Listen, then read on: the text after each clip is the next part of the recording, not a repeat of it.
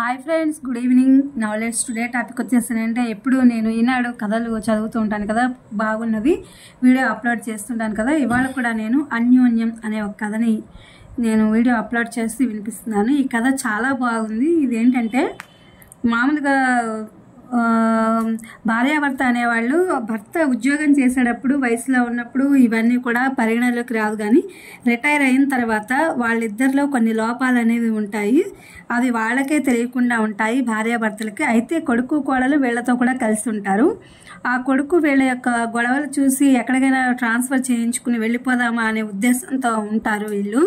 కాకపోతే ఏంటంటే ఆ కోడలు అలా మనం వదిలేసి వెళ్ళిపోతే ఎట్లా అని చెప్పి వాళ్ళ యొక్క రోజు కొట్టుకునేదానికి దానికి ఒక పరిష్కారం అనేదాన్ని వెతుకుతూ ఉంటుందన్నమాట. ఆ వెతికేలో భాగంగా ఆ ముసలి భార్యాభర్తలు వాళ్ళ యొక్క లోపాలు ఏంటనేవి తెలుసుకునే యొక్క కథ అన్నమాట ఇది.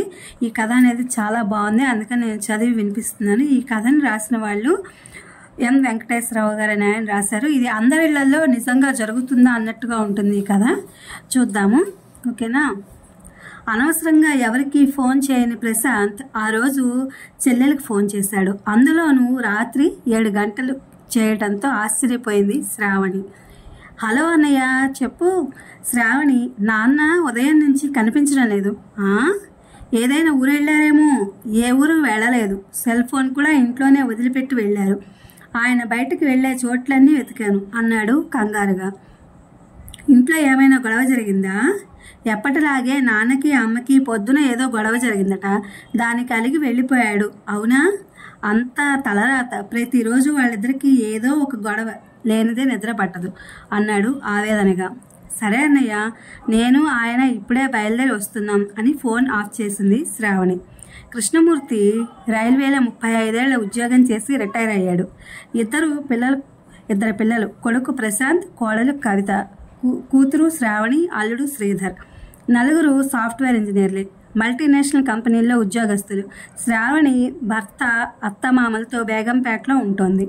ప్రశాంత్ మణికొండలో భార్యతో తల్లిదండ్రులతో కలిసి ఉంటున్నాడు. ఇప్పుడు కవితకి 4వ నెల.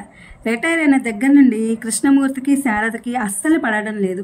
ప్రతి చిన్న విషయం దగ్గర అభిప్రాయ భేదాలతో మొదలయ్యే గొడవలు పెద్ద యుద్ధాలతోనే ముగుస్తున్నాయి. ఈ మధ్య తల్లి తండ్రి గొడవలు విని ఎటూ చెప్పలేక అవస్థపడుతున్నాడు ప్రశాంత్. కోడలు కవిత నాకెందుకని మౌనంగా ఉండడానికి మనసొప్పక ఇద్దరికి సర్దు చెప్తూ ఉంటుంది. కృష్ణమూర్తికి షుగర్, బీపీ, కొలెస్ట్రాల్ వంటి వయసుతో పాటు వచ్చే వ్యాధులు దండిగా ఉన్నాయి. సంక్రాంతి సమయం పండగకి అత్త కోడళ్ళిద్దరూ కలిసి అరిసెలు లడ్లు చేశారు. సాయంత్రం ఇంటికి వచ్చిన ప్రశాంత్కి అరిసెలు లడ్డు పెట్టి కృష్ణమూర్తికి జంతికలు ఓ ప్లేట్లో తెచ్చిచ్చింది శారద. నాకు లడ్డు అరిసె ఇవ్వచ్చుగా అన్నాడు కృష్ణమూర్తి. డాక్టర్ ప్రవీణ్ని పిలవమంటారా? మీరేం తింటున్నారో ఆయనే స్వయంగా చూస్తాడు. మీ షుగర్ లెవెల్స్ ఎందుకు తగ్గడం లేదో ఆయనకు అర్థమవుతుంది అంది శారద. నిన్ను అడిగాను చూడు, నన్ను నేను అని బయటకు వెళ్ళిపోయాడు కృష్ణమూర్తి. ఏంటమ్మా, ఒక్క లడ్డు తిన్నంత మాత్రాన షుగర్ సడన్గా నార్మల్ అవుతుందా అన్నాడు ప్రశాంత్. ఆయన షుగర్ లెవెల్స్ ఎంత ఉన్నాయో నీకు తెలుసా? HbA1c 10కి చేరుకుంది. ఆ విషయం ఆయనకి తెలుసు కదా. తెలిస్తే నాకెందుకు ఈ గొడవ అని గదిలోకి వెళ్ళింది శారద. సాయంత్రం కృష్ణమూర్తి ఇంటికి రాగానే కవిత, మామయ్య మీకోసం షుగర్లెస్ లడ్డూ చేశాను, తిని చూసి ఎలా ఉందో చెప్పండి అని ప్లేట్లో తెచ్చిచ్చింది. థ్యాంక్ యూ రా తల్లి, నువ్వు ఒక్కదానివే నన్ను అర్థం చేసుకున్నావు అన్నాడు కృష్ణమూర్తి. ఇలాంటి సంఘటనలు తరచూ ఇంట్లో జరుగుతూ ఉంటాయి. కాకపోతే కొన్ని కామెడీగా ముగిస్తే మరికొన్ని కోపతాపాలతో అంతమవుతాయి. అలాంటిదే ఈరోజు జరిగింది. దాంతో కృష్ణమూర్తి కోపంగా ఇంటి నుంచి వెళ్ళిపోయాడు. సాయంత్రం ఇంటికి వచ్చిన ప్రశాంత్ విషయం తెలుసుకుని వెంటనే తండ్రి వెళ్లే ప్రదేశాలన్నీ వెతికి వచ్చాడు. ఎక్కడా కనిపించకపోయేసరికి శ్రావణికి ఫోన్ చేశాడు. శారద నిశ్చితంగా టీవీలో సీరియల్ చూస్తోంది. ప్రశాంత్, కవిత మొహాల్లో కృష్ణమూర్తి ఇంకా ఇంటికి రాలేదన్న ఆందోళన. టీవీ చూస్తున్న తల్లిని చూడగానే శ్రావణికి చిరాకేసింది. అమ్మా, నాన్న ఇంటికి రాలేదని మేమంతా కంగారు పడుతుంటే నువ్వేంటి కూల్గా టీవీ చూస్తున్నావు? కొంచెం కూడా బాధ్యత బాధ లేకుండా అని టీవీ మీద ఉన్న రిమోట్ తీసుకుని టీవీ ఆఫ్ చేసింది. శారద లేచి, ఎందుకే అంత గాబరా పడతావు? ఆయనేం చిన్నపిల్లాడు కాదుగా, తప్పిపోవడానికి ఇంటికి రాక ఎక్కడికి పోతాడు అంది. ఏం మాట్లాడుతున్నావమ్మా నువ్వు? మాట్లాడేది కొంచెమైనా బాగుందా? ఆయన్ని ఎవరూ వెళ్ళమనలేదు. వెళ్ళినవాడు తిరిగి రాక ఏం చేస్తాడు?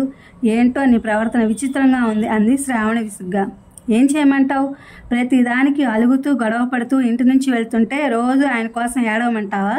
ఊరంతా తిరగమంటావా అంది శారద ఆవేశంగా. ఆపమ్మ, ఆయన నాన్న ఇంట్లోంచి వెళ్ళేంతగా గొడవలు ఎందుకు వస్తాయి మీ మధ్య? ఒకటా రెండా? ఎన్నని చెప్పమంటావు? అయిన దానికి కాని దానికి కోపం తెచ్చుకుని రాద్ధాంతం చేస్తుంటే అదే జీవితం అయిపోయింది అంటుంటే ఉదయం జరిగిన సంఘటన గుర్తొచ్చింది శారదకు. పొద్దున ప్రశాంత్ ఆఫీస్కు తయారవుతుంటే కవిత దోశలు వేయడానికి కిచెన్లోకి వెళ్ళింది. కవిత నేతి దోశలు వేయి అన్నాడు. ప్రశాంత్ కృష్ణమూర్తి వాకింగ్కి వెళ్ళొచ్చి స్నానం చేసి టిఫిన్ కోసం కొడుకుతో పాటు కూర్చున్నాడు. శారద కిచెన్లోకి వెళ్ళి ఆయన కోసం నూనె లేకుండా దోశలు వేసి తెచ్చింది. శారద, నాకు నేతి దోశలు వేస్తావా? రోజు చప్పిడి తిండి తిని విసుగొస్తోంది అన్నాడు. ఆయన మాటలను పట్టించుకున్నట్టు లోపలికి వెళ్ళిపోతుంటే, నీకే చెప్పేది, నేను చెప్పేది వినిపించుకోకుండా వెళ్తావేంటి? రోజు ఈ చప్పిడి తిండి నేను తినను అన్నాడు కోపంగా. మీకు ఈ దోశలు వద్దా? అయితే నాకు పని తప్పింది. వీటిని నేను తింటాలండి. మోకాళ్ళ నొప్పులతో నిలబడి చేసుకునే పని తప్పించారు అంది శారద నవ్వుతూ. అంతే. కృష్ణమూర్తి కోపం ఆకాశం వైపు చూస్తుంది. ఆవేశంతో ఊగిపోతూ, తిను, బాగా తిను, నీలాంటి జడాలే ఈ ఎండిపోయిన చప్పిడి తిండి తినేది అంటూ కోపంగా లేవబోతుంటే, మామయ్య కూర్చోండి, ఎందుకంత ఆవేశం? నేను మీకు దోశలు వేస్తాను, ముందు కూర్చోండి అంది కవిత. ఇంట్లో నువ్వు ఒక్కత్వే తల్లి నన్ను అర్థం చేసుకుంది అన్నాడు కూర్చుని. కవిత లోపలికి వెళ్ళి దోశ వేసి అందులో ప్రశాంత్ లంచ్ బాక్స్ కోసం చేసిన కూర పెట్టి మసాలా దోశ తెచ్చి ఇచ్చింది మామగారికి. మసాలా దోశను చూడగానే కృష్ణమూర్తి కోడల వైపు మెచ్చుకోలుగా చూసి రుచిగా ఉన్న దోశను ఆస్వాదిస్తూ తృప్తిగా తిని లేచి తన గదిలోకి వెళ్ళి న్యూస్ పేపర్ చదవసాగాడు. అత్త కోడళ్ళు కలిసి తింటుంటే కవిత, ఏంటి మీ మామగారికి ఏకంగా మసాలా దోశ తెచ్చిచ్చావు? నేను వద్దంటుంటే నువ్వు తెచ్చివ్వడం ఏమైనా బాగుందా అంది శారద. అత్తయ్య, నేను నూనె లేని దోశలే వేసి ప్రశాంత్ కోసం చేసిన మిక్స్డ్ వెజిటబుల్ కూర అందులో పెట్టి మసాలా దోశ అని చెప్పాను. కవిత వైపు ఆశ్చర్యంగా చూసి, ఈ సూక్ష్మం నాకు తెలియట్లేదే అనుకుంది శారద. మధ్యాహ్నం భోజనాలు అయిన తర్వాత కవిత గదిలోకి వెళ్ళి పడుకుంది. కృష్ణమూర్తి శారద హాల్లో కూర్చుని టీవీ చూస్తున్నారు. ఉన్నట్టుండి టీవీ వాల్యూమ్ తగ్గించింది శారద. నీకంటే ముందు నేను పోతే ఏం చేస్తావు అన్నాడు. నాకేంటండి, మీరుండాలనే బాధ తప్ప నెల నెల మీ పెన్షన్ డబ్బులు వస్తాయి. ఊళ్ళోనే కూతురు అల్లుడు ఉన్నారు. కొడుకు కోడలు కళ్ళ ముందే ఇంట్లోనే ఉన్నారు. మనవడో మనవరాలో రాబోతోంది. ఇంకెందుకు దిగులు అంది భర్తను ఉడికిద్దామని. అంతే, బేతాళం మళ్ళీ చెట్టెక్కింది. అంటే నేను ఎప్పుడు పోతానే ఎదురు చూస్తున్నావా? అత్త ఎప్పుడు చస్తుంది, అరుగు ఎప్పుడు ఖాళీ అవుతుంది అన్నట్టు నీ వాలకం అంటూ పెద్దగా అరుస్తుంటే పాపం కవిత ఇప్పుడే పడుకుంది, అరవకండి అంది శారద. అయినా కృష్ణమూర్తి ఆపకపోయేసరికి పక్కన ఉన్న పాత వీక్లీ తీసుకుని చూస్తుంటే, నేను ఇక్కడ పిచ్చోడిలో వాగుతుంటే నువ్వు పుస్తకం చదువుతావా అని భార్య చేతిలోని వీక్లీ లాక్కుని చింపి మూలకు విసిరేశాడు. అబ్బా అరవకండి, కవిత పడుకుంది అని చెప్తున్నా కదా అని చేతులు జోడించింది. అయినా ఆపకపోతుంటే చిరాకు వచ్చి గదిలోకి వెళ్ళి మంచం మీద నడుము వాల్చింది. కాసేపట్లో కన్ను మలిగింది. సాయంత్రం కవిత కాఫీ తీసుకొచ్చి లేపేసరికి మెలకు వచ్చింది. నాకు అప్పుడు చెప్పింది, కవిత ఆయన ఇంట్లో లేడు అని చెప్పడం ముగించింది శారద. కొడుకు కూతురు ఆశ్చర్యంగా వింటుంటే అల్లుడు శ్రీధర్ కల్పించుకుని, ప్రశాంత్ జరిగిందేదో జరిగింది, ఇప్పుడు మామయ్య ఎక్కడికి వెళ్ళుంటారో ఏమైనా ఐడియా ఉందా అని అడిగాడు. అంతలో పక్కింటి 10 ఏళ్ల కుర్రాడు బాల్ ఇటువైపు పడ్డదని వచ్చి తీసుకువెళ్తూ, కవితక్క, మీ ఇంట్లో ఉండే తాతయ్య పార్కులో ఉన్నాడు అన్నాడు. అందరూ ఆశ్చర్యంగా వాడి వైపు చూశారు. నిజంగానా? సరిగ్గా చూసావా అంది కవిత. అవును, మీ ఇంట్లో తాతయ్యే. నేను ఇప్పటిదాకా పార్క్ పక్కన గ్రౌండ్లో క్రికెట్ ఆడుకుని వచ్చేటప్పుడు చూశాను అన్నాడు. వెంటనే బావమరుదులిద్దరూ వెళ్ళి కృష్ణమూర్తిని సమాధానపరిచి ఇంటికి తీసుకొచ్చారు. శారద కృష్ణమూర్తి ఒకరినొకరు బద్ధశత్రువుల్లా చూసుకున్నారు. రాత్రి భోజనాలప్పుడు, ఏంటి నాన్న ఇది, అమ్మ ఏదైనా తెలిసి తెలియకంటే చూసి చూడనట్టు విని వినట్టు వదిలేయాలి, కానీ ఇలా ఇల్లు వదిలి వెళ్ళడం, అలగడం, అరుచుకోవడం ఈ వయసులో మీకు బాగుందా అంది శ్రావణి. అమ్మా, నువ్వు కూడా నాన్న ఏదైనా అంటే కాసేపు మౌనంగా ఉంటే సరిపోతుంది. పిల్లలం, మేము ఏదైనా గొడవ పడితే పెద్దవాళ్ళుగా మీరు సరిదిద్దే చెప్పాలి, కానీ మన ఇంట్లో రివర్స్లో ఉంటుంది. అసలే కవిత ప్రెగ్నెంట్ కూడా, కాస్త అర్థం చేసుకోండి అన్నాడు ప్రశాంత్. భోజనం చేశాక కూతురు అల్లుడు వెళ్ళిపోయారు. రాత్రి బెడ్రూమ్లో వీళ్ళతో పడలేం కవిత. వయసైన కాలంలో కృష్ణారామ అనుకోకుండా ఏ టీవీనో చూస్తూ కాలం గడపకుండా టామ్ అండ్ జెర్రీలో ఎప్పుడు ఈ గొడవలేంటి, నాకు పిచ్చెక్కుతోంది. ఇంకోసారి ఇలా జరిగితే మనమే ఎక్కడికైనా ట్రాన్స్ఫర్ చేయించుకుని వెళ్ళిపోదామన్నాడు ఆవేశంగా ప్రశాంత్. అలా అనకు ప్రశాంత్, ఈ పెద్ద వయసులో వాళ్ళిద్దరిని ఒంటరిగా వదిలి మనతో మనం వెళ్ళిపోతే వాళ్ళ బాగోగులు ఎవరు చూసుకుంటారు? చిన్న వయసులో నువ్వు నీ చెల్లి ఎంత గొడవ చేస్తూ ఉంటారు. అప్పుడు మీ ఇద్దరిని వదిలి వాళ్ళు ఎక్కడికైనా వెళ్ళారా? లేక మిమ్మల్ని హాస్టల్కి పంపారా? పెంచి పెద్ద చేసి ప్రయోజకులను చేయాలా? అలాగే, అది కూడా అంది కవిత. ప్రశాంత్ బదిలివ్వలేదు. ఇప్పుడు ఏమంటావు? వాళ్ళిద్దరూ గొడవ పడకుండా ఉండాలి, అంతే కదా? అది ఇకపై నేను చూసుకుంటాను. మనసు పాడు చేసుకోకుండా నెమ్మదిగా నిద్రపో అంది అనునయంగా భర్తతో కవిత. అన్నాడు ఉదయం ఎప్పట్లాగే ఎవరి పనుల్లో వాళ్ళు నిమగ్నమయ్యారు. ప్రశాంత్ టిఫిన్ తిని ఆఫీస్కి వెళ్ళాడు. కొడుకుతో పాటే బ్రేక్ఫాస్ట్ తిని కృష్ణమూర్తి బయటకు వెళ్ళాడు. కవిత శారద కలిసి టిఫిన్ తింటుంటే, అత్తయ్య మార్కెట్ వరకు వెళ్దాం రండి, మధ్యాహ్నం భోజనానికి ప్రశాంత్ ఇంటికి వస్తానన్నాడు, బిర్యానీ చేయమన్నాడు అంది కవిత. ఇవాళ ఏంటి కొత్తగా నన్ను రమ్మంటున్నావు? ఈయన కానీ ప్రశాంత్ కానీ ఇంటికి కావాల్సినవన్నీ సూపర్ మార్కెట్లోకి వెళ్ళి తెచ్చేవాళ్ళు కదా. ఇంట్లో ఉంటే అదోలా ఉంది, ప్రెగ్నెంట్ కదా, కాస్త రిలీఫ్గా ఉంటుందని ఒంటరిగా వెళ్ళడం ఎందుకని తోడుగా మిమ్మల్ని పిలిచానంది. ఇద్దరు సూపర్ మార్కెట్కి వెళ్ళి వచ్చారు. అక్కడ మనకు కావాల్సిన వస్తువులు ఎలా ఎంపిక చేసుకోవాలి, ఎక్స్పైరీ డేట్ ఎలా చూడాలి, కార్డు ఎలా ఉపయోగించాలి, గూగుల్ పే ద్వారా ఎలా డబ్బు చెల్లించాలో వివరంగా అత్తగారికి నేర్పించింది కవిత. వచ్చేటప్పుడు తోవలో ఉన్న లైబ్రరీకి తీసుకొచ్చింది. అక్కడ డబ్బు కట్టి శారదని సభ్యురాలిని చేసింది. అక్కడ ప్రముఖ రచయిత్రుల పుస్తకాలు అనేకం ఉన్నాయి. శారదకి ఆ పుస్తకాలు చూడడంతో ప్రాణం లేచొచ్చినట్టయింది. పెళ్లి కాకముందు ఎన్నెన్నో పుస్తకాలు చదివేదాన్నో తెలుసా అంది. మీరు పుస్తకాలు చదువుతారా అత్తయ్య? చదువుతారా అంటావేంటి? ఒకప్పుడు చిన్న పేపర్ ముక్క కనిపించినా వదిలేదాన్ని కాదు. కథలు నవలలు చదువుతుంటే ఆకలి కూడా తెలిసేది కాదు. అలాంటి ఆ కాలంలో ఇప్పట్లో సెల్ ఫోన్లు, ఇంటర్నెట్లు, యూట్యూబ్లు లేవు కదా. నాకు కాలక్షేపమే పుస్తకాలు చదవడం. ఆ రోజులే వేరు. మరి ఇంకేంటి, రోజు ఇక్కడికి రండి, మీకు ఇష్టమైన పుస్తకాలు తెచ్చుకుని చదవండి. ఖచ్చితంగా కవిత అని తన అభిమాన రచయిత్రి కథల పుస్తకాల నవలలు తీసుకుంది. ఇవాళ వంట నేను చేస్తాను, ఇంటికి వెళ్ళాక వీటిని చదువుకోండి అంది కవిత. ఇద్దరూ కలిసి వచ్చారు. శారద తన గదిలోకి వెళ్ళి నవల చదవడం మొదలుపెట్టింది. 10 నిమిషాలు విశ్రాంతి తీసుకుని కిచెన్లోకి వెళ్ళింది కవిత. ఆ సమయంలో అటు వచ్చిన మామగారిని చూసి, మామయ్య మీరు వంట బాగా చేస్తారని ప్రశాంత్ చెప్పాడు, నిజమేనా అంది. ఏదో తమాషాకు చెప్తుంటాడు, బ్యాచిలర్గా ఉన్నప్పుడు కదా అది. పెళ్ళయ్యాక శారద నాతో టీ కూడా ఏనాడో పెట్టించలేదు అన్నాడు. అయితే ఇవాళ వంట మీరే చేయాలి. అయ్యో, నేను వంట చేస్తే ఎవరు తింటారమ్మా? భయపడకండి మామయ్య, మీకు వంట చేయడం నేను నేర్పిస్తాను. నేను ఎలా చెప్తానో మీరు అలాగే చేయండి చాలు. నీ నమ్మకం ఏంటో నేను ఎందుకు కాదనాలి అన్నాడు. గదిలో నుంచి బయటకు రాకుండా నవలల్లో లీనమైపోయింది శారద. మధ్యాహ్నం భోజనానికి ఇంటికి వచ్చిన ప్రశాంత్తో పాటు అత్తగారికి మామగారికి భోజనం వడ్డించింది కవిత. ఇవాళ స్పెషల్గా ఉందే బిర్యానీ అంటూ తల్లి కొడుకులు ఆస్వాదించుకుంటూ తిన్నారు. ఏమీ మాట్లాడకుండా, చేసింది ఎవరో చెప్పకుండా థ్యాంక్స్ అత్తయ్య అంది కవిత. మరుసటి రోజు శారదని బ్యాంకుకు తీసుకెళ్ళింది.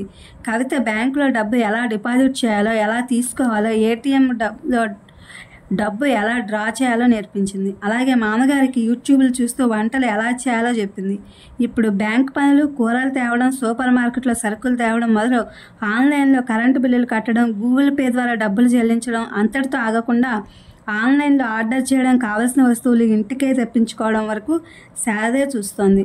కవిత సూచనలతో ఇంట్లో రుచిగా వంట చేయడం పూర్తిగా నేర్చుకున్నాడు కృష్ణమూర్తి. ఆ రోజు పెరిగిన డిఏ యారియర్స్ ఫంక్షన్లో రాకపోవడంతో కృష్ణమూర్తి, కవిత నేను రైలు నిలయం వరకు వెళ్ళొస్తానమ్మా అని బయలుదేరబోతుంటే అది విని శారద వేగంగా గదిలో నుంచి వచ్చి, మీ డిఏ యారియర్స్ ఫంక్షనర్లకి రేపు వేస్తారట అంది. 15 రోజుల తర్వాత మాటలు కలిపిన శారద వైపు ఆశ్చర్యంగా చూసి, నీకెలా తెలుసు అన్నాడు. నిన్న సూపర్ మార్కెట్లో మీ కొలీగ్ రాజారావు గారు కనిపించి చెప్పారు అంది దగ్గుతూ. అప్పుడు కిచెన్ నుండి కవిత, మామయ్య ఇప్పుడు బయట పనులన్నీ అత్తయ్య చూస్తున్నారు. ప్రతిరోజు లైబ్రరీకి వెళ్ళి కథల పుస్తకాలు, నవలలు తెచ్చుకుని చదువుతున్నారు. అంతేకాదు ట్యాబ్లో తనకి నచ్చిన పుస్తకాలు ఆన్లైన్లో కొనడం, చదవడం కూడా అంది. అలాగా, వెరీ గుడ్ అని కిచెన్లోకి వెళ్ళి మిరియాల కషాయం కాచి శారదకిచ్చి, రాత్రంతా దగ్గుతూనే ఉన్నావు, జలుబు కూడా ఉన్నట్టుంది అన్నాడు. కవిత, ఇప్పుడు కషాయం కాచావా, నీకెందుకు అమ్మ శ్రమ అంది శారద. నేను కాదు అత్తయ్య, మామయ్య కాచారు. ఇప్పుడు మామయ్య కాఫీ నుండి కషాయం వరకు వంటలన్నీ నేర్చుకున్నారు అంది. ఈసారి ఆశ్చర్యపోవడం శారదవంతైంది. అవునా, ఈయనకి టీ పెట్టడం కూడా రాదే అంది కృష్ణమూర్తిని చూస్తూ. అంతా కవిత కోచింగ్ అన్నాడు.